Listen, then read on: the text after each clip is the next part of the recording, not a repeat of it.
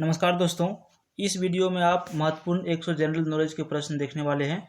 तो चलिए बिना समय को बर्बाद किए हम लोग स्टार्ट कर लेते हैं। पहला प्रश्न देखिए, 1817 में हिंदू कॉलेज की कलकत्ता में किसने स्थापना की थी?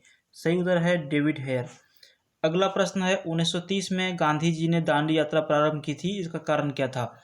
तो इसका कारण था नमक पर कर आरोपित करने के विरुद्ध। अंग्रेजों ने क्या किया था, नमक पर टैक्स लगा दिया था, जिसका गांधी जी ने विरोध किया था और 1930 में गांधी जी ने दांडी यात्रा को प्रारंभ किया था। तीसरा प्रश्न है, 78 ईस्वी से प्रारंभ होने वाले शक संवत का संस्थापक कौन था?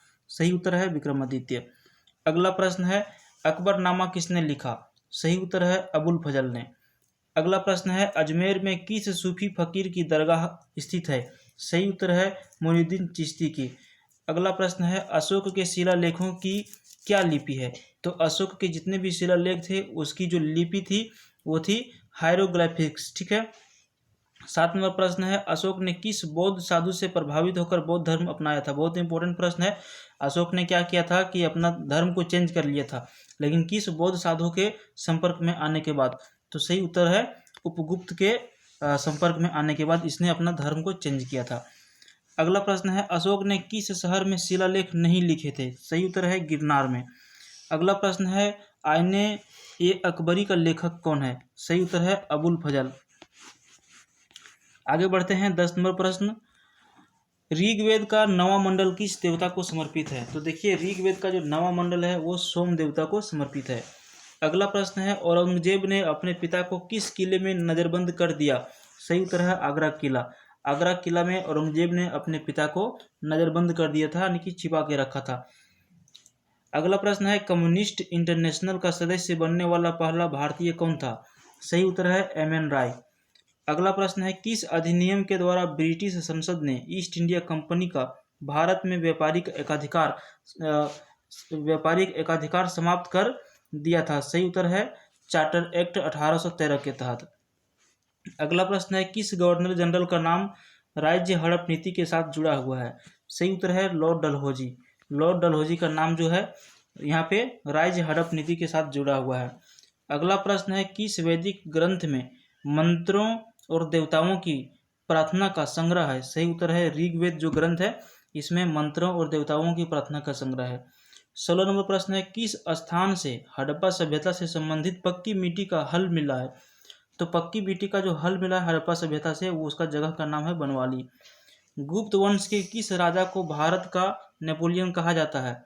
तो भारत का नेपोलियन जो कहा जाता है गुप्त वंश का वो प्रतापी राजा जो था समुद्रगुप्त। अगला प्रश्न है, ताजमहल की डिजाइन तैयार करने वाला वास्तुकार कौन था? तो उस्ताद ईसा। अगला प्रश्न है, तालीकोटा युद्ध के बाद कौन सा राज्य पूर्णतः समाप्त हो गया? तो गोलकुंडा। तालीकोटा का युद्ध हुआ उसके बाद जो पूर्ण रूप से जो राज्य समाप्त हो गया वो गोलकुंडा राज्य था। अगला प्रश्न है 13वीं और 14वीं शताब्दी में उत्तरी भारत में शहरी क्रांति की अवधारणा को प्रस्तुत किया तो किसके द्वारा किया गया? तो मोहम्मद हबीब के द्वारा किया गया। ठीक है। अगला प्रश्न जो हमारा है, दसवंत एवं बसावन किसके दरबार में चित्रकार थे? सही उत्तर है जहांगीर। अगला प्रश्न है, दिल्ली के किस सुल्तान ने उसकी उदारता के कारण लाख बख्श पुकारा जाता था? तो दिल्ली के किस सुल्तान को उसकी उदारता के कारण लाख बख्श पुकारा जाता था? कुतुबुद्दीन ऐबक को। अगला प्रश्न है, नवादा टोली किस राज्य में अवस्थित है? सही उत्तर है मध्य प्रदेश। अगला प्रश्न है, नालंदा विश्वविद्यालय की स्थापना किसने की थी? तो कुमारगुप्त ने की थी। अगला प्रश्न है, पुर्तगालियों ने गोवा को किस वर्ष में हस्तगत किया था? तो 1510 ईस्वी में। अगला प्रश्न है, बंग भंग आंदोलन के समय कांग्रेस के अध्यक्ष कौन थे? चित्तरंजन दास। बहुत ज्यादा इंपॉर्टेंट है, रिपीटेड प्रश्न है। अगला प्रश्न है, बंगाल का विभाजन किसके काल में हुआ था? तो लॉर्ड कर्जन के काल में। लॉर्ड कर्जन के काल में बंगाल का विभाजन हुआ था। अगला प्रश्न है, बाबर की आत्मकथा तुझ के बाबरी किस भाषा में लिखी गई? तुर्की भाषा में लिखी गई थी। अगला प्रश्न है, बुद्ध किस वंश से संबंधित थे? सही उत्तर है शाक्य। अगला प्रश्न है, ब्रिटिश भारत का प्रथम वायसराय कौन था? तो ब्रिटिश भारत का प्रथम वायसराय था लॉर्ड कैनिंग। अगला प्रश्न है, भारत छोड़ो आंदोलन 1942 में किस माह में शुरू किया गया था? तो भारत छोड़ो आंदोलन बहुत ही बड़ा आंदोलन था जो 1942 में स्टार्ट हुआ था और ये अगस्त महीने में इसको प्रारंभ किया गया था। अगला प्रश्न है, भारत में मोहम्मद गौरी ने किसको प्रथम अक्ता प्रदान किया था? सही उत्तर है कुतुबुद्दीन ऐबक को। अगला प्रश्न है भारत में सिविल सेवाओं का सूत्रपात किसने किया? तो भारत में सिविल सेवाओं का सूत्रपात किया था लॉर्ड कॉर्नवालिस ने। अगला प्रश्न है भारतीय राष्ट्रीय कांग्रेस ने अपने किस अधिवेशन में मौलिक अधिकारों का प्रस्ताव पारित किया? तो भारतीय राष्ट्रीय कांग्रेस ने अपने अधिवेशन जो हुआ था मौलिक अधिकारों का प्रस्ताव पारित किया था वो कराची वाले अधिवेशन में किया था। अगला प्रश्न है महमूद गजनवी का दरबारी इतिहासकार कौन था? सही उत्तर है फिरदौसी। अगला प्रश्न है महात्मा गांधी ने वर्ष 1930 में सविनय अवज्ञा आंदोलन का प्रारंभ किया था। कहाँ से स्टार्ट किया था? दांडी से। ठीक है। अगला प्रश्न है मुद्रा राक्षस का लेखक कौन है? सही उत्तर है विशाखदत्त। तो मुद्रा राक्षस का जो राइटर जो है वो विशाखदत्त है, इसने लिखा था। अगला प्रश्न है राष्ट्रीय कांग्रेस की स्थापना के समय भारत का गवर्नर जनरल कौन था? तो राष्ट्रीय कांग्रेस की स्थापना के समय भारत का गवर्नर जनरल था लॉर्ड चेम्सफोर्ड। अगला प्रश्न है लोधी वंश की स्थापना किसने की थी? सही उत्तर है बहलोल लोधी। बहुत बार प्रश्न को पूछा गया है रेलवे में। अगला प्रश्न है वार्षिक पुष्कर मेला कहाँ पर आयोजित किया जाता है? राजस्थान में। अगला प्रश्न है विशाखदत्त के प्राचीन भारतीय नाटक मुद्रा राक्षस की विषय वस्तु क्या है? तो यहाँ पर इसका विषय वस्तु जो है चित्रगुप्त मौर्य के समय में राजदरबार की दुर्विसंधियों के बारे में। तो विशाखदत्त को किसने लिखा था? मुद्रा राक्षस को लिखा था विशाखदत्त ने। और इसमें चित्रगुप्त के समय के राजदरबार में जो होता था उसके बारे में यहाँ पे व्याख्या किया गया है। शाहू को मुगल कैद से किसने मुक्त किया था? सही उत्तर है शाहजादा आजम ने।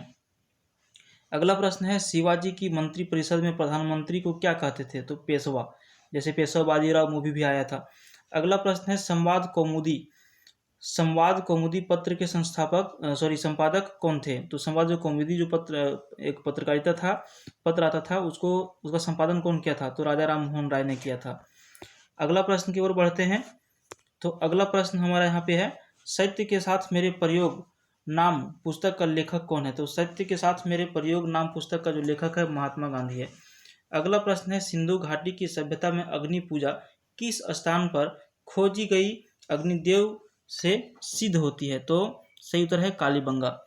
अगला प्रश्न है स्वतंत्र भारत के प्रथम मंत्रिमंडल के केंद्रीय शिक्षा मंत्री कौन थे?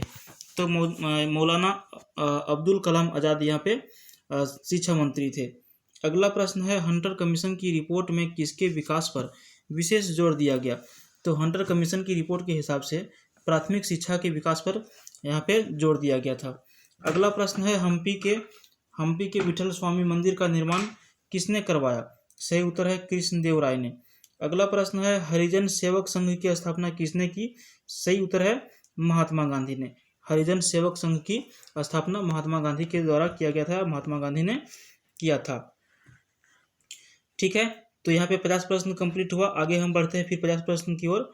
तो देखिए पहला प्रश्न यहाँ पे आता है, 2 पार्ट में था, हम टोटल 100 प्रश्न इसमें आपको बताने वाले हैं। अस्थाई बंदोबस्त किस वर्ष में लागू किया गया? सही उत्तर है 1793 ईस्वी में। अगला प्रश्न है श्रीरंगपट्टनम में स्वतंत्रता के वृक्ष लगाने वाले शासक कौन था? टीपू सुल्तान था। अगला प्रश्न है वर्नाक्यूलर प्रेस एक्ट किस वायसराय के द्वारा पारित किया गया? तो लॉर्ड लीटन के द्वारा पारित किया गया। अगला प्रश्न है भारतीय राष्ट्रीय कांग्रेस की स्थापना किस वर्ष में हुई थी? सही उत्तर है 1885 में। अगला प्रश्न है जालियांवाला बाग किस नगर में स्थित है? अमृतसर में स्थित है। अगला प्रश्न है वैदिक साहित्य सभा में समिति को किस देवता की 2 पुत्रियों कहा गया है? तो प्रजापति में। अगला प्रश्न है बौद्ध संघ में प्रवेश पाने वाली पहली महिला कौन थी? गौतमी प्रजापति। अगला प्रश्न है अशोक के अभिलेखों की रचना में कितनी लिपियों का प्रयोग किया गया है? तो अशोक के अभिलेखों की रचना में 3 लिपियों का प्रयोग किया गया है। अगला प्रश्न है चीनी यात्री फायान की भारत यात्रा के समय गुप्त वंश में शासक कौन था? सही उत्तर है चंद्रगुप्त द्वितीय। बढ़ते हैं अगले प्रश्न की ओर। फ्रांस की क्रांति का क्या नारा था? तो सही उत्तर है स्वतंत्रता, समानता और बंधुत्वता। अगला प्रश्न है हड़प्पन लिपि यानी कि हड़प्पा जो लिपि था कि सबसे बेस्ट निकट प्रतीत होने वाली भारतीय लिपि कौन सी है? तो ब्राह्मी। 12वां प्रश्न है आश्रम व्यवस्था का मुख्य सिद्धांत कौन सा था? सही उत्तर है पुरुषार्थ। अगला प्रश्न है शक संवत का प्रारंभ कब हुआ था? 78 ईस्वी में। अगला प्रश्न है सोमनाथ मंदिर को लूटने वाला विदेशी आक्रमणकारी कौन था? महमूद गजनवी। ठीक है, महमूद गजनवी ने सोमनाथ मंदिर को लूटा था। अगला प्रश्न है भारत में मुगल शासन की स्थापना किस युद्ध के बाद हुई?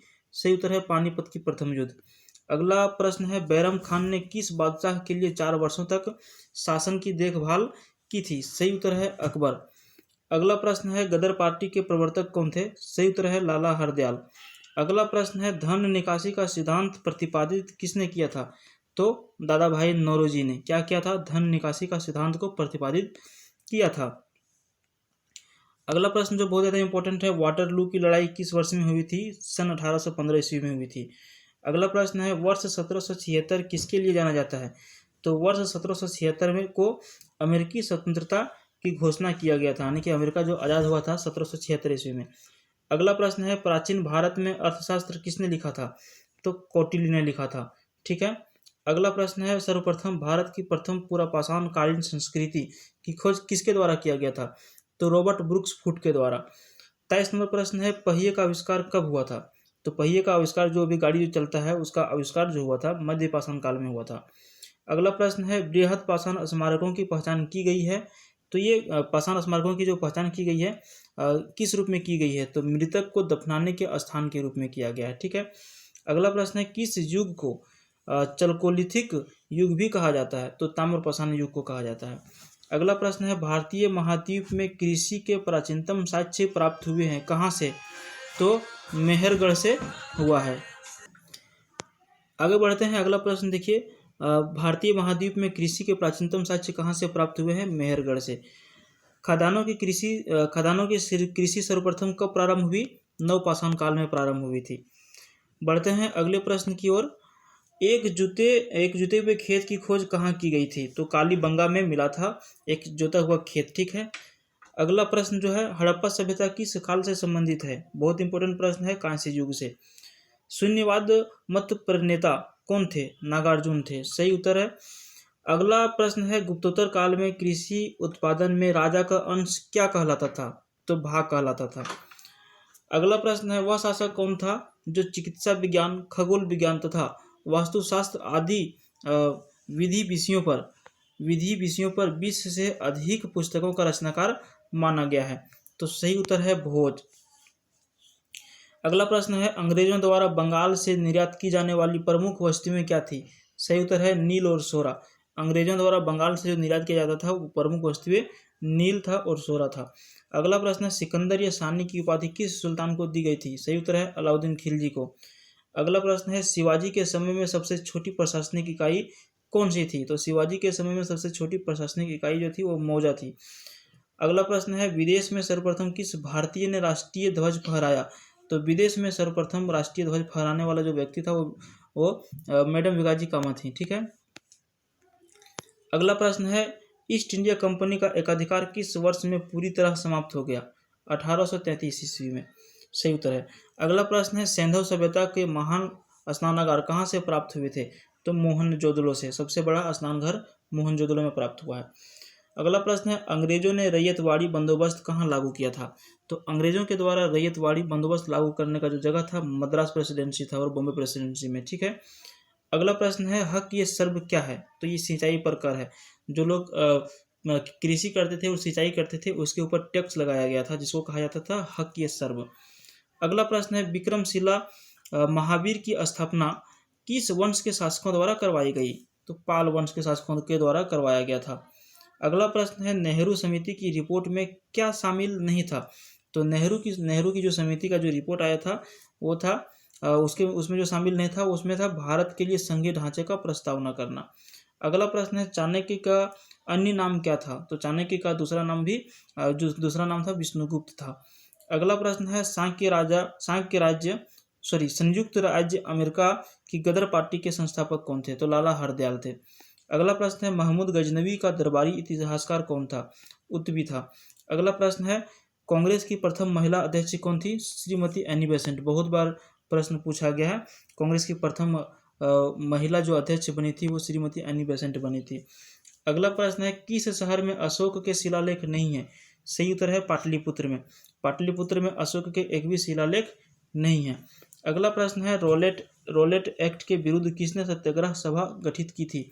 तो महात्मा गांधी ने किया था।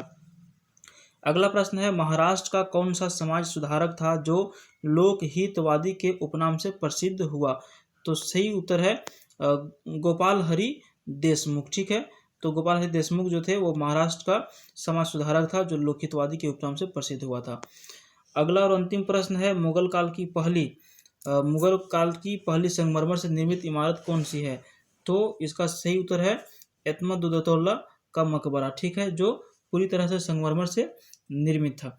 तो इस वीडियो में इतना ही, मिलते हैं किसी दूसरी वीडियो में। वीडियो पसंद आया तो वीडियो को लाइक कीजिए, चैनल को सब्सक्राइब कीजिए। धन्यवाद।